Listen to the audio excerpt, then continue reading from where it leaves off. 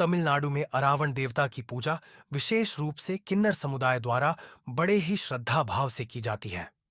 यह परंपरा महाभारत काल की एक कथा से जुड़ी हुई है, जिसमें अरावण का बलिदान और भगवान श्री कृष्ण का मोहिनी रूप में उनसे विवाह प्रमुख घटनाएं हैं।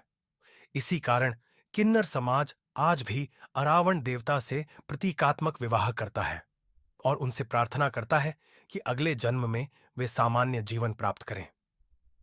महाभारत के अनुसार जब अर्जुन को 1 वर्ष के लिए वनवास दिया गया, तब उन्होंने अपनी यात्रा के दौरान नाग कन्या उलूपी से विवाह किया।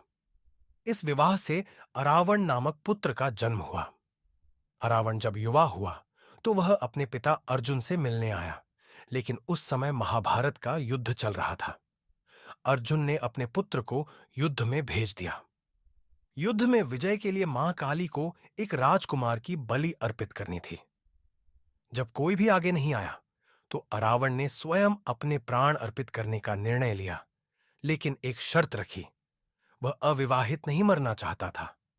यह एक बड़ी समस्या थी, क्योंकि कोई भी राजा अपनी पुत्री का विवाह एक दिन के लिए नहीं करना चाहता था। इस कठिन परिस्थिति में भगवान श्री कृष्ण ने मोहिनी रूप धारण किया और अरावण से विवाह किया।